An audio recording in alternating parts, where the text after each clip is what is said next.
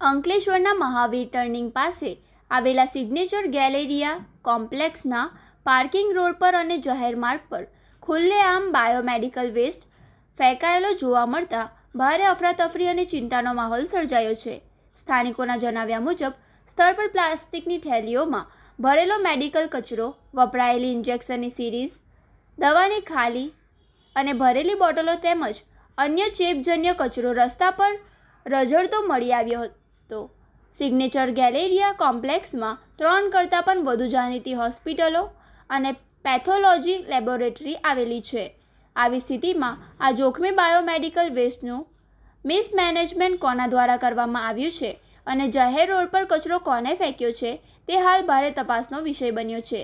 જાહેર માર્ગ પર ફેંકાયેલો આ પ્રકારનો જોખમી મેડિકલ કચરો માનવ આરોગ્ય અને પર્યાવરણ માટે ખુલ્લો પડકાર છે.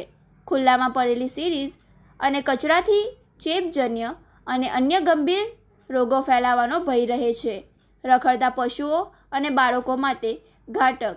આ રસ્તા પરથી પસાર થતા રાહદારીઓ, નાના બાળકો, ખોરાકની શોધમાં આવતા રખડતા પશુઓ માટે આ કચરો અત્યંત જોખમી સાબિત થઈ શકે છે. બાયોમેડિકલ વેસ્ટના સુરક્ષિત નિકાલ માટે સરકાર અને પ્રદૂષણ નિયંત્રણ બોર્ડ દ્વારા સ્પષ્ટ માર્ગદર્શિકા અને નિયમો બનાવવામાં આવ્યા છે. આમ છતાં આ રીતે બેદરકારી દાખવી એ ગંભીર અપરાધ સમાન છે.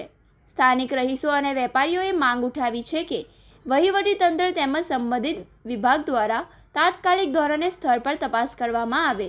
સીસીટીવી ફૂટેજ અને પુરાવાના આધારે આ બેદરકારી દાખવનાર જવાબદારો સામે કડકમાં કડક કાનૂની કાર્યવાહી કરવામાં આવે જેથી ભવિષ્યમાં આવી ઘટનાઓ ન દોહરાય.